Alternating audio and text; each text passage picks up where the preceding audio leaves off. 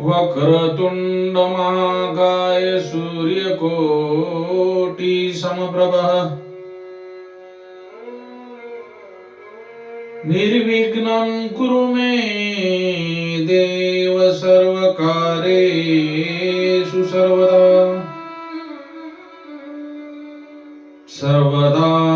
सर्वकार्येषु नास्तिं तेषां मङ्गलम्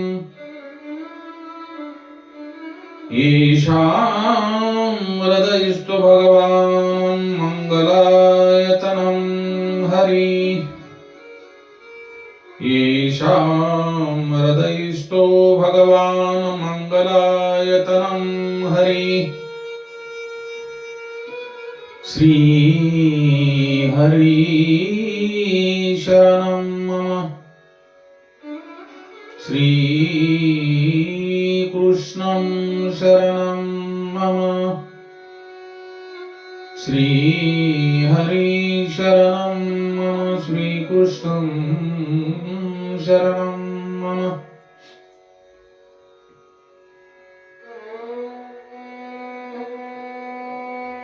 भागवत कथेमध्ये पुढे चालत असताना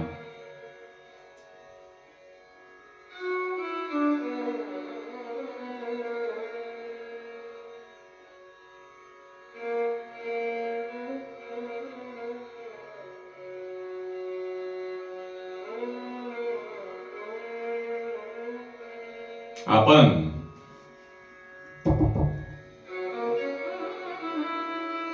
जे काही समाजाकडे पाहत असतो, जो मनुष्य समाज आहे त्या समाजाकडे पाहत असताना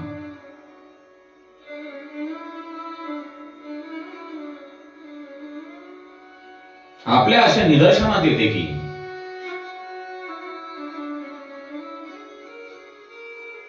समाजातील अनेक माणसे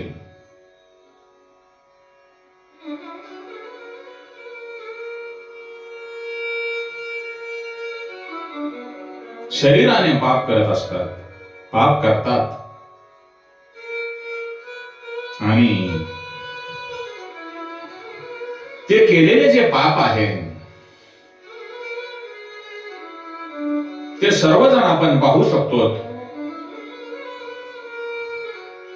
परंतु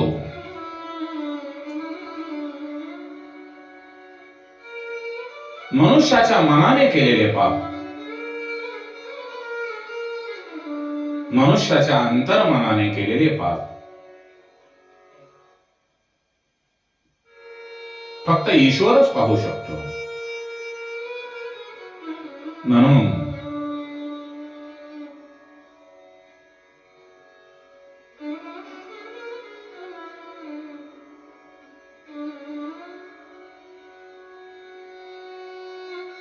जे मनाने केलेले पाप आहे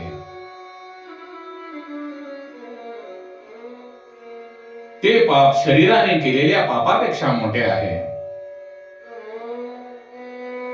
आणि त्यापेक्षा पाप न करणारे जे मानव आहेत, जी मंडळी आहे ती तर महापुण्यवान असते।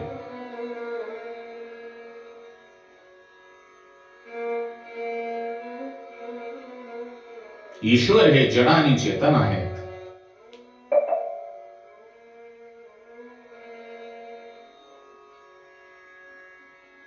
लौकिक दृष्टीने जर पाहिले तर आपणाला वाटते की ही पृथ्वी जड आहे,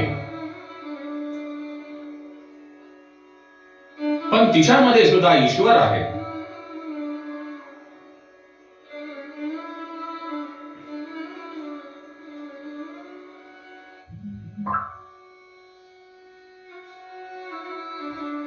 तुम्हाला मी एक उदाहरण सांगतो।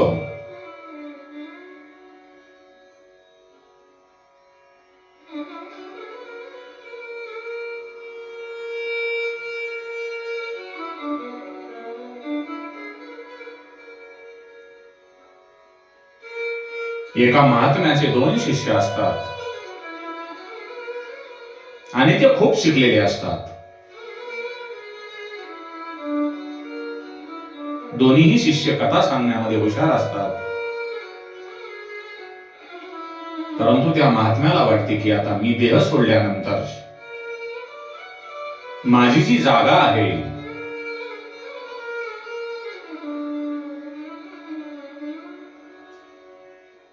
ती कोणी घ्यावी, यांचा या दोघांमध्ये भांडण तंटा होईल. म्हणून आपल्या हयातीतच याचा निर्णय करावा. म्हणून तो महात्मा ते संत 2 फळे आणतात आणि दोघांना बोलावून सांगतात,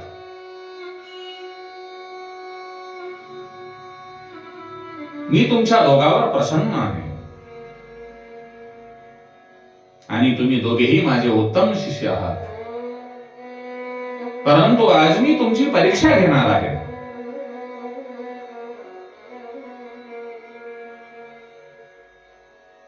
तुम्हा दोघांना मी एक एक फळ देतो. ते फळ तुम्ही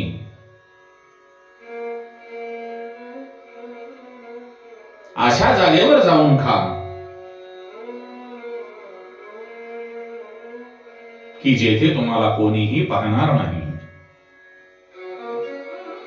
दोन्हीही शिष्य आपल्या गुरुकडून मोठ्या श्रद्धेने फळ घेतात आणि एकांत शोधतात. एक शिष्य आपल्या कुटीचा दरवाजा बंद करतो आणि ते फळ एकांतात खातो, तर दुसरा शिष्य अनेक ठिकाणी हिंडतो पण त्याला एकांत सापडत नाही.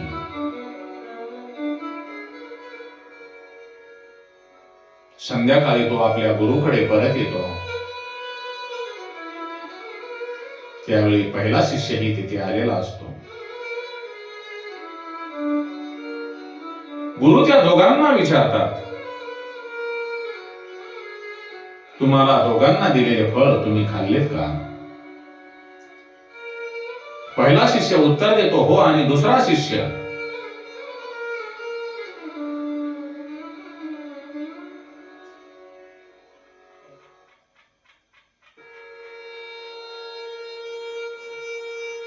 नाही असे सांगून ते फळ गुरुच्या चरणापाशी ठेवतो.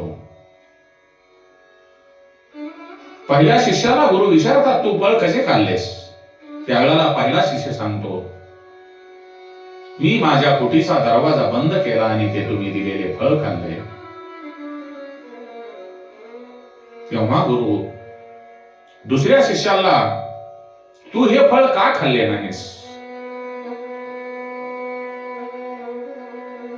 असे विचारतात. तेव्हा दुसरा शिष्य सांगतो, हे गुरुदेव,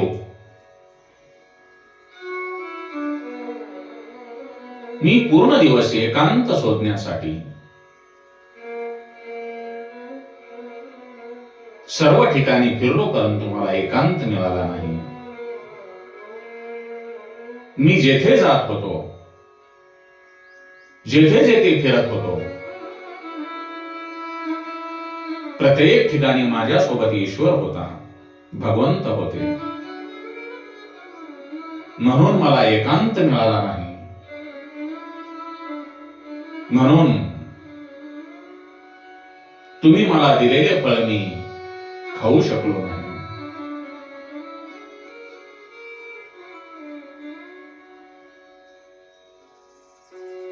अध्यात्माच्या कथा सांगणे आणि अध्यात्माच्या कथा समजून उमजून सांगणे, यात हाच फरक आहे.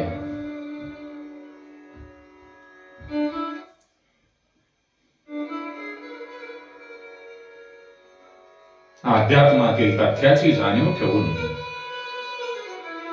व्यवहार करणे कठीण आहे. दुसऱ्या शिष्यामध्ये ती जाणीव होती.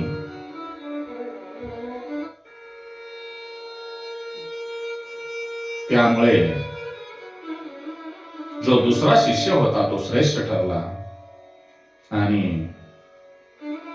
गुरूंनी त्या शिष्याला आपले वारसदार ठेवले.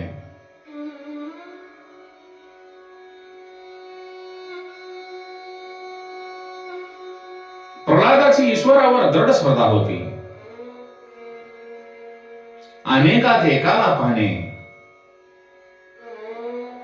ही भक्ती आणि अनेकांमध्ये एकच तत्व निहाळणे हे ज्ञान.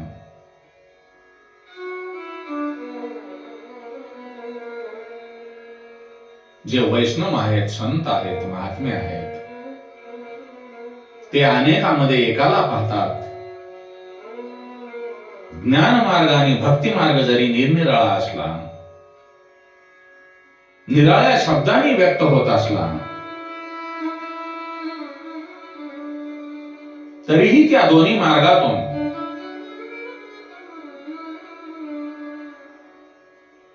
जे भगवंत आहेत, ईश्वर आहेत, त्यांच्यावरील जी श्रद्धा आहे तीच श्रद्धा प्रकट होत असते.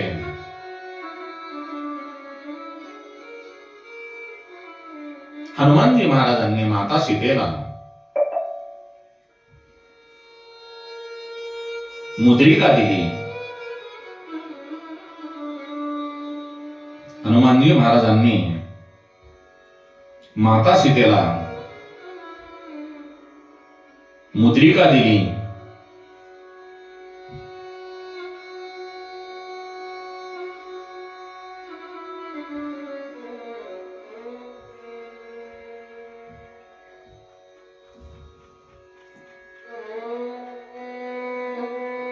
माता सीतेंनी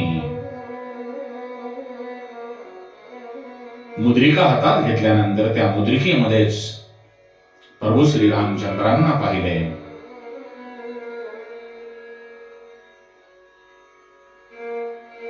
परमात्मा परमपिता परमेश्वर हा सत्य असून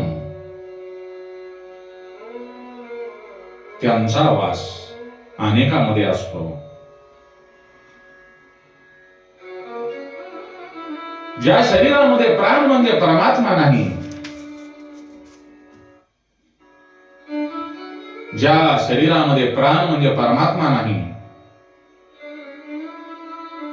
त्या शरीराची काय किंमत? जे ज्ञानी माणसे आहेत, ज्या ज्ञानी मनुष्य आहे,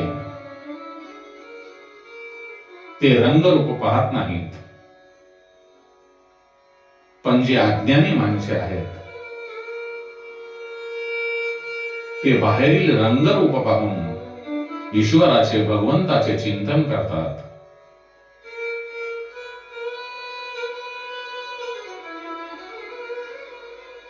ईश्वर हे चैतन्य रूप, चैतन्य स्वरूपात सर्वांमध्ये आहेत. त्यांना अनुभवण्याची सवय करून घेतली पाहिजे.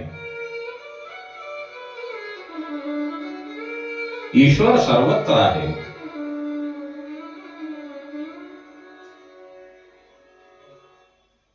आणि गुरु उपदेशामुळे जे तुम्हाला ज्ञान प्राप्त होते, दृष्टी प्राप्त होते,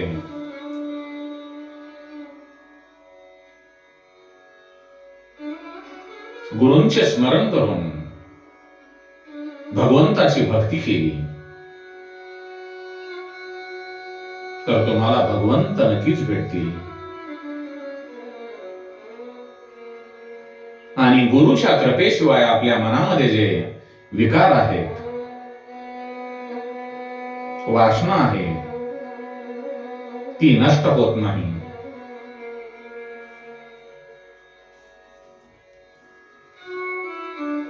भगवान श्री हरी नारायण नरसिंह रूपामध्ये खांबातून प्रकट झाले. ते त्या खांबामध्ये कसे राहिले असतील, तिथे कसे बसले असतील? परमात्मा सूक्ष्म रूपाने सगळीकडे आहे, तसेच त्या खांबामध्ये होता.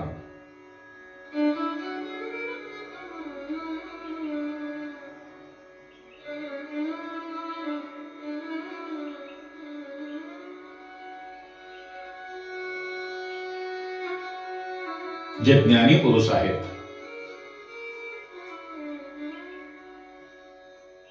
सर्वांनाच भगवत दृष्टीने पाहतात. दुष्ट पदार्थातून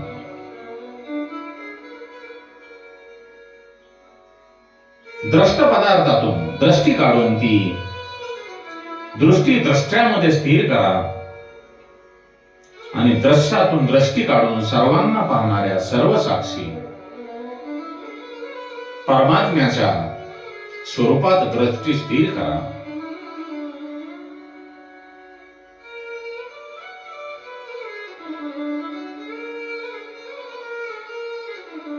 एक महात्मा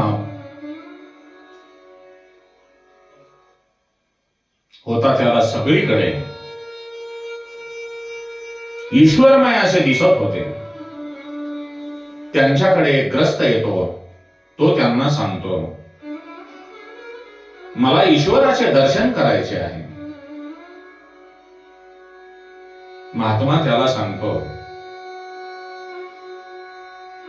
तू स्वतःच ईश्वर आहेस असे समज.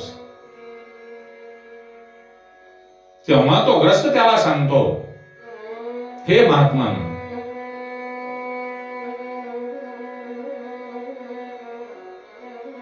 मी खात्रीने सांगतो की मी ईश्वर नाही. तेव्हा महात्मा त्याला सांगतो,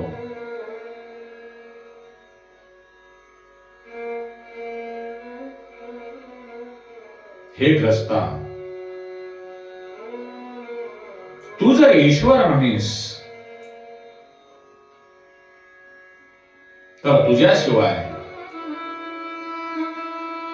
तुला जे काही दिसते आहे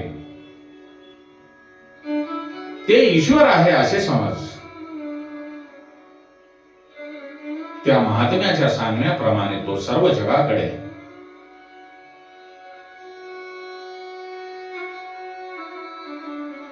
ईश्वर दृष्टीने पाहून जे जे काही त्याला दिसू लागते ते सर्व ईश्वर आहे या दृष्टीने पाहू लागतो. ही जी पाहण्याची दृष्टी होती ही त्याच्या जीवनामध्ये फार बदल घडवून आणते. त्याचे पाप करणे थांबते, वाईट वागणे थांबते.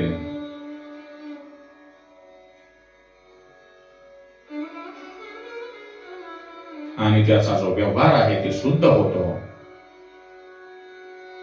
तो ग्रस्त परत महात्म्याकडे येतो.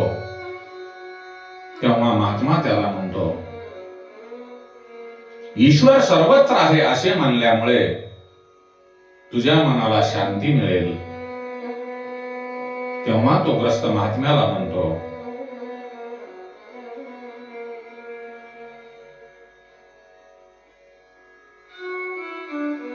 हे जे सर्व मला ईश्वर रूपी दिसते आहे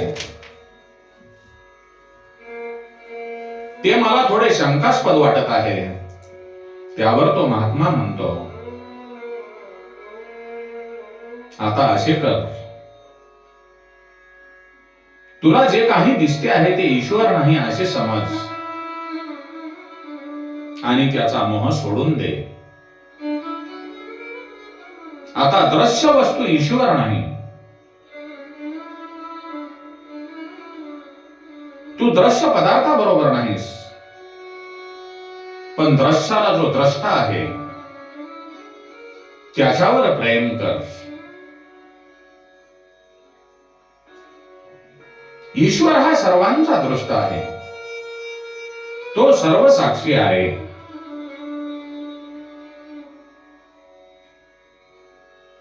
त्याला कोणीही सहज जाणू शकत नाही.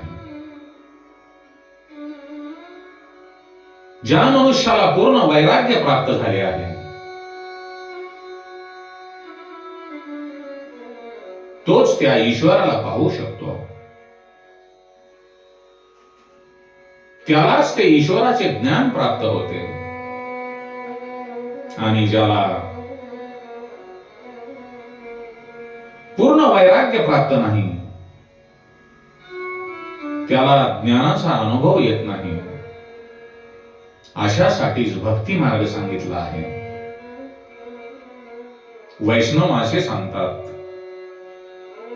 सर्व पदार्थामध्ये, सर्व प्राणी मात्रामध्ये ईश्वर आहे असे समजून जर व्यवहार केला तर भक्ती मार्गामध्ये सफलता मिळते. ईश्वराच्या कुठल्याही स्वरूपाशी जोपर्यंत मनुष्य आसक्त होत नाही, जोपर्यंत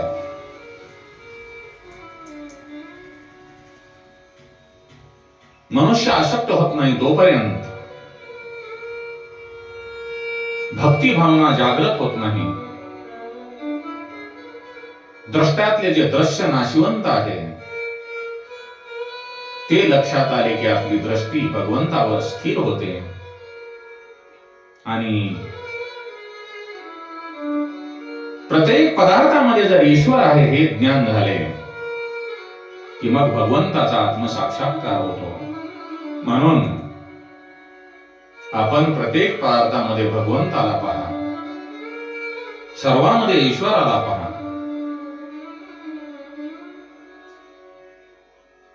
नरसिंहाच्या रूपातील नारायणांचे ते कोमल रूप पाहून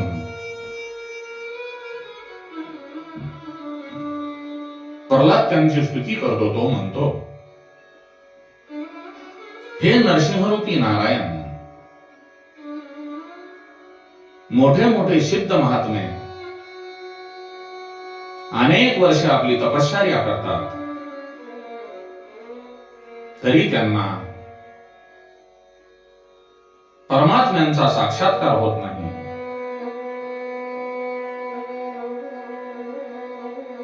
मी राक्षस कुळात जन्माला आलो असून सुद्धा तुम्ही माझ्यावर कृपा केलीत आणि मला आपले दर्शन दिले.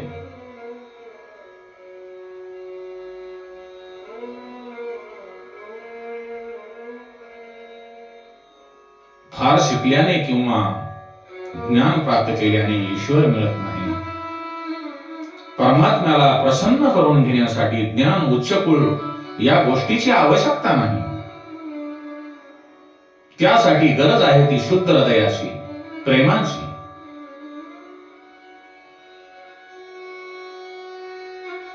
खूप पैसा कमवणे आणि परमेश्वराच्या सेवेसाठी वापरणे हे चांगले आहे, पण एका ठिकाणी बसून ईश्वराचे ध्यान करणे हे अतिउत्तम आहे.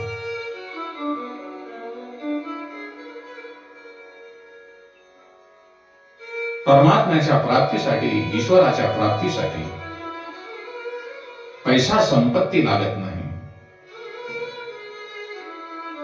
किंबहुना अनेक वेळा संपत्ती ही परमात्म्याच्या प्राप्तीसाठी, भगवंताच्या भक्तीसाठी, ईश्वराच्या प्राप्तीसाठी विघ्न ठरते. म्हणून वेळात वेळ काढून प्रपंच करत असताना भगवंताची भक्ती करा, भगवंतावर प्रेम करा. हरे राम राम राम हरे हरे, हरे राम राम राम हरे हरे, हरे कृष्ण कृष्ण कृष्ण हरे हरे, हरे राम राम राम हरे हरे, हरे कृष्ण कृष्ण कृष्ण हरे हरे. गोपाल कृष्ण भगवान की जय, गोपाल कृष्ण भगवान की जय, गोपाल कृष्ण भगवान की जय.